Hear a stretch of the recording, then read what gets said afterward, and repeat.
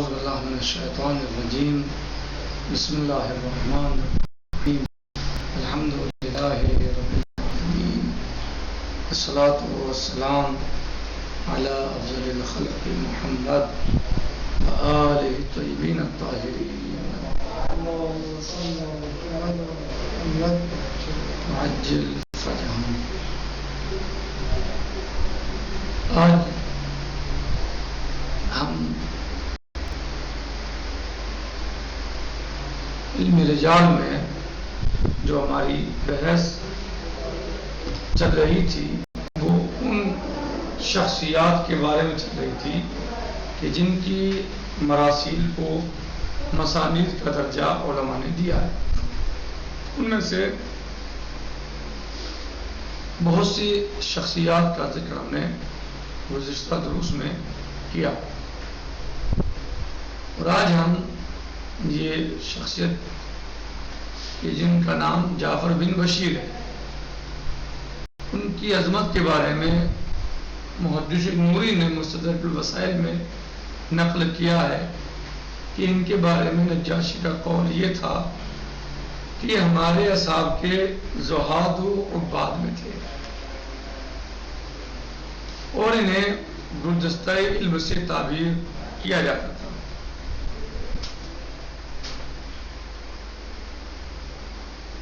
اور یہ سقات سے روایت کرتے تھے اور سقات ان سے روایت کرتے تھے۔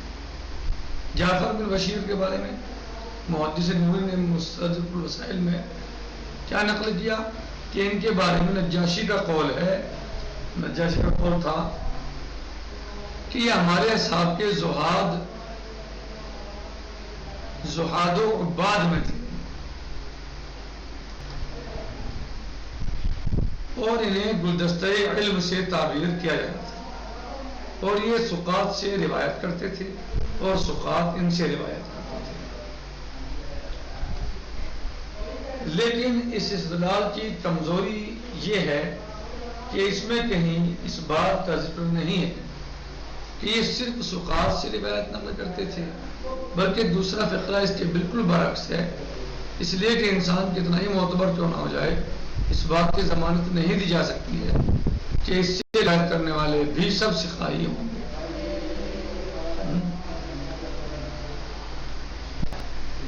بنابراین مذکورہ فقرے کا مقصد صرف ان کی جلالت قدر کا اعلان ہے اور اس میں کوئی شک نہیں ہے، لیکن اس کی بنا پر مراسیل کو مسانید کا درجہ نہیں دیا جا سکتا ہے۔ بنابراین مذکورہ فقرے کا مقصد صرف ان کی جلالت قدر کا اعلان ہے کہ یہ ایک عظیم انسان تھے، اچھے انسان تھے، اور اس میں کوئی شک نہیں ہے، لیکن اس کی بنا پر مراسیل کو مسانید کا درجہ نہیں دیا جا سکتا ہے۔ اور پھر مزید مصیبت یہ ہے کہ جعفر بن بشیر کی روایت تہذیب جلد 2 صفحہ 296 پر صالح بن الحکم سے موجود ہے، اور صالح بن الحکم کو نجاشی نے ضعیف قرار دیا ہے، لہذا ان کے بارے میں مذکورہ قاعدہ نہیں بنایا جا سکتا ہے۔ نمبر 4، محمد بن اسماعیل بن میمون الزعفرانی۔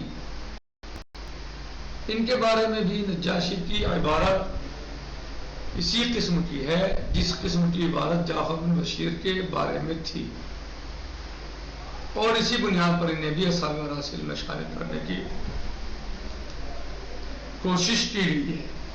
لیکن اس کا واضح سا جواب یہ ہے کہ اس قسم کی عبارتوں سے کسی قاعدے کا استنباط نہیں کیا جا سکتا ہے جب تک اس حصے کا اعلان نہ کیا جائے کہ معتبر افراد کے علاوہ کسی سے روایت نقل نہیں کرتے ہیں۔ نمبر 5، علی ابن حسن الطاطری۔ ان کے بارے میں شیخ طوسی رحمۃ اللہ تعالی علیہ کا بیان ہے کہ یہ شخص واقفیہ فرقے کا تھا اور انتہائی متعصب تھا، لیکن اس کی فقہ میں بہت سی کتابیں ہیں جنہیں صرف ثقہ افراد سے روایت کی ہے، جنہیں صرف ثقافات سے روایت کی ہے، اور اسی بیان کی بنیاد پر یہ کہا جاتا ہے کہ جب شیخ طوسی رحمۃ اللہ تعالی علیہ نے اس کے شیوخ کے اعتبار کی سند دے دی تو وہ جس سے بھی روایت نقل کر دے اسے معتبر سمجھ لینا چاہیے۔ لیکن اس استدلال میں کمزوری یہ ہے کہ شیخ طوسی رضوان اللہ تعالی علیہ کا تعلق کے بیان کا تعلق صرف اس کی کتابوں سے ہے، تمام روایات سے نہیں ہے کہ جہاں بھی اس کا نام دیکھ لیا جائے اس کے بعد کہ تمام راویوں کو معتبر تصور کر دیا جائے۔ لہذا اگر شیخ طوسی رحمۃ اللہ تعالی علیہ نے اس کی کسی کتاب سے روایت نقل کی ہے تو اس روایت کو یقیناً معتبر مان لیا جائے گا، لیکن دیگر مقامات پر یہ بات سند نہیں بن سکتی ہے۔ اس سے یہ گمان ضرور پیدا ہو جاتا ہے کہ آدمی معتبر ہے، لہذا اگر کوئی اور بھی قرینہ روایت کے ساتھ شامل ہو جائے تو روایت پر اعتبار کیا جا سکتا ہے۔ نمبر 6، احمد بن علی النجاشی صاحب الفہرست۔ ان کے بارے میں علماء کا کہنا ہے کہ سوائے معتبر افراد کے اور کسی سے روایت نقل نہیں کرتے تھے، جس کا ثبوت ان کے وہ بیانات ہیں جو انہوں نے ان لوگوں پر تنقید کے ذیل میں دیے ہیں جنہوں نے غیر معتبر افراد سے روایت نقل کر دی ہے، جس کا مشاہدہ جعفر بن محمد بن مالک بن عیسیٰ بن صابور کے حالات میں فہرست نجاشی 313 پہ صفحہ 313 میں، اور احمد بن محمد بن عبید اللہ بن حسن بن عیاش الجوہری کے حالات میں فہرست 207، یعنی فہرست نجاشی 313 اور فہرست جو ہے اس میں 207 میں، اور اسحاق بن حسن بن بکران کے حالات میں فہرست 178 میں، اور ابوالفضل محمد بن عبداللہ بن محمد بن عبید اللہ بن بہلول کے حالات میں فہرست 1059 میں، اور ہبت اللہ بن احمد بن محمد الکاتب کے حالات میں فہرست 1185 میں کیا جا سکتا ہے، اور اس سے صاف اندازہ کیا جا سکتا ہے کہ وہ دوسروں کے بارے میں ضعیف روایات کو برداشت نہ کرتے تھے، تو خود روایت کرنے کا کیا سوال پیدا ہوتا ہے، اور اس بنیاد پر انہیں اس فہرست میں شامل کیا جا سکتا ہے۔ یعنی اس سے صاف اندازہ یہ کیا جا سکتا ہے کہ وہ دوسروں کے بارے میں ضعیف روایات کو برداشت نہ کرتے تھے، تو خود روایت کرنے کا کیا سوال پیدا ہوتا ہے نظوما سے، اور اس بنیاد پر انہیں اس فہرست میں شامل کیا جا سکتا ہے۔ محدث نوری رحمۃ اللہ تعالی علیہ نے ان کے 32 مشائخ حدیث کی نشاندہی کی ہے، جس کی مختصر فہرست یہ ہے: شیخ مفید، نمبر 2 ابوالفرد الکاتب محمد بن علی بن یعقوب بن اسحاق ابو قرہ القناعی، نمبر 3 ابو عبداللہ محمد بن علی بن شاذان القزوینی، نمبر 4 ابوالحسن محمد بن احمد بن علی بن حسن بن شاذان القاضی، نمبر 5 قاضی ابوالحسین محمد بن عثمان بن الحسن النصیبی،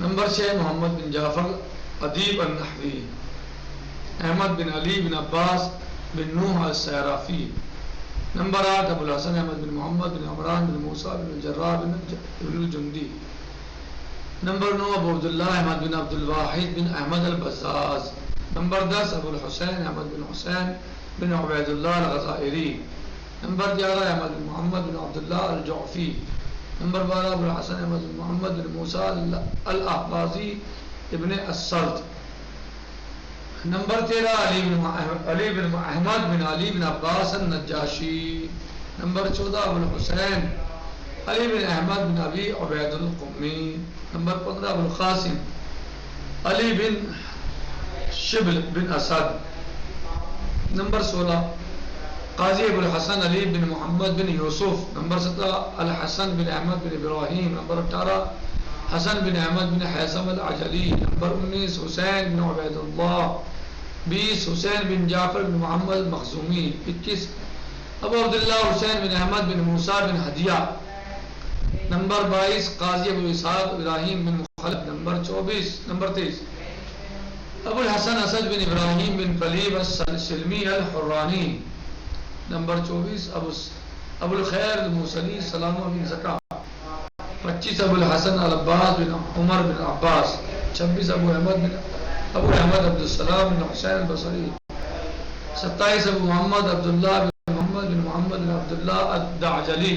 28 عثمان بن حاتم تغلبی. 29 ابو محمد ہارون بن موسیٰ طلعکبری. 30 محمد بن ہارون طلعکبری. 31 احمد بن محمد بن علی الکوفی الکاتب. 32 ابو محمد الحسن بن محمد بن یحییٰ بن داؤد الفحام. اسناد کامل الزیارات انشاءاللہ آنے والے درس میں. والحمدللہ رب العالمین وصلی اللہ علی سیدنا و نبینا محمد و آلہ الطاہرین. السلام علیکم ورحمۃ اللہ تعالی وبرکاتہ. فی امان اللہ. خدا